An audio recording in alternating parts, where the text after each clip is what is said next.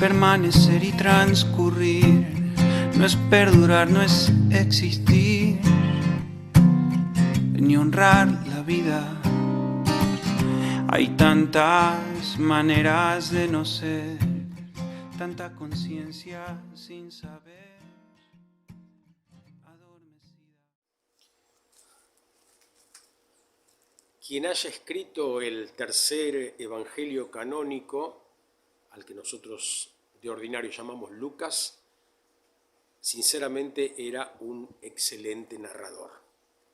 Y prueba de su arte lo tenemos, por ejemplo, al final del capítulo 10, en donde en apenas 5 versículos se presenta una escena maravillosa.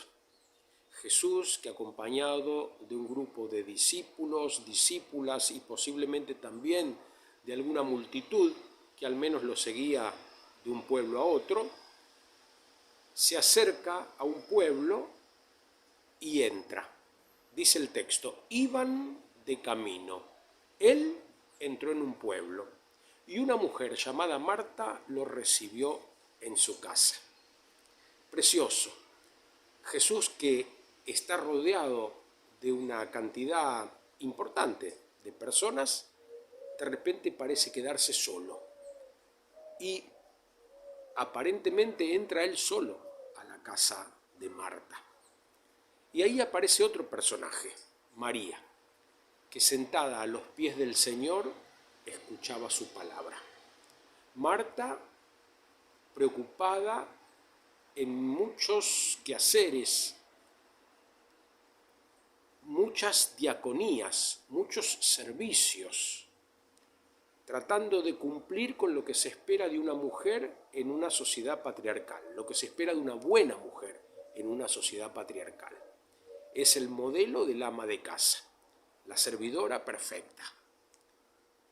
Y María, en cambio, ocupa un lugar que no está pensado para ella, el lugar de un discípulo, no sentada a los pies del Maestro, sino a los pies del Señor, dice el texto.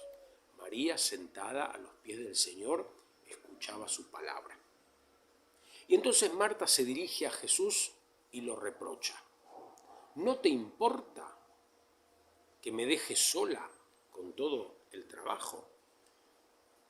Y Jesús la amonesta, no la reta, la amonesta, le enseña, le abre otro horizonte, le presenta otro modo de existir. Marta, Marta, te preocupas por muchas cosas, una sola es necesaria. María eligió la mejor parte que no le será quitada. Otros manuscritos dicen, te preocupas de muchas cosas, pocas son necesarias, mejor dicho, solo una. A mí me gusta esta versión, en donde se va del mucho al uno pasando por el pocos. Es decir, hay una progresión. Aunque cuando San Agustín comenta este pasaje, dice que para dejarlo mucho y llegar a lo uno, eso uno tiene que ser aquello que nos atraiga, nos tensione. La tensión hacia eso único necesario es lo que nos va haciendo liberarnos de lo mucho que nos preocupa, de lo mucho que nos distrae, de lo mucho que nos dispersa. Porque el verbo que se usa para referirse a la acción de Marta tiene que ver con esto, con la preocupación. Marta está preocupada, no está ocupada. En cambio, María está ocupada. Y esta es la mejor parte, estar ocupado. ¿Ocupado en qué? En lo importante. ¿Y qué es lo importante? Bueno, desde la espiritualidad judeocristiana podríamos decir que lo importante es la escucha de la palabra. Pero desde una espiritualidad más amplia, más existencial, lo importante es vivir. ¿De qué le sirve al ser humano ganar el mundo entero si pierde su vida?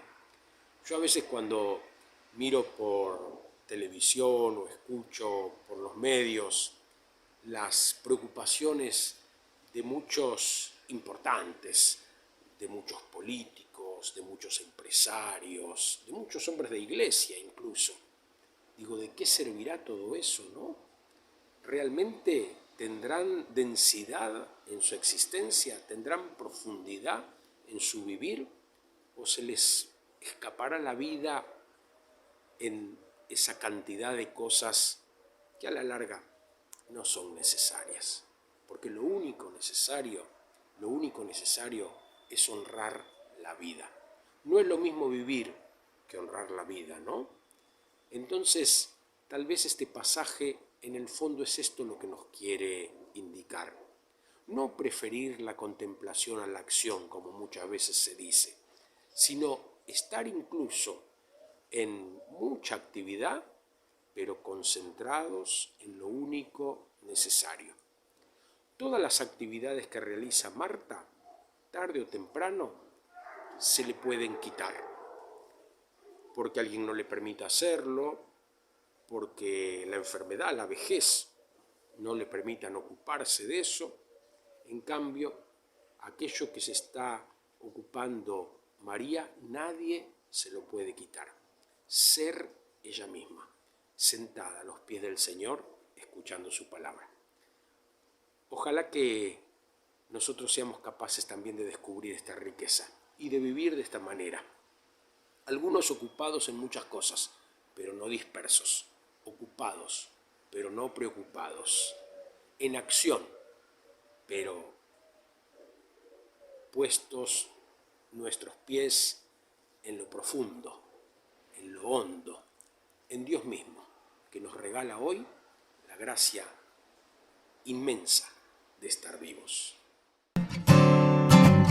Merecer la vida no es callar ni consentir tantas injusticias repetidas.